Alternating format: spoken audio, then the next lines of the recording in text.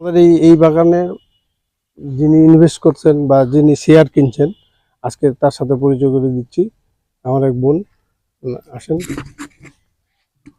আপনার পরিচয়টা আপনি দেন। হ্যালো, আসসালামু আলাইকুম।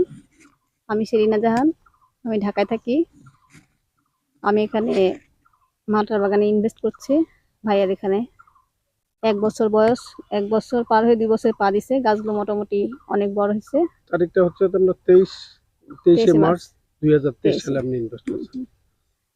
আল্লাহ দিলে সম্ভবত আর 1টা বছর গেলে গাছগুলো বড় হবে এবং ফলনও দিবে। এখনই দিচ্ছে 2-1টাতে, ফল আসছে, 2-1টাতে ফল আসছে।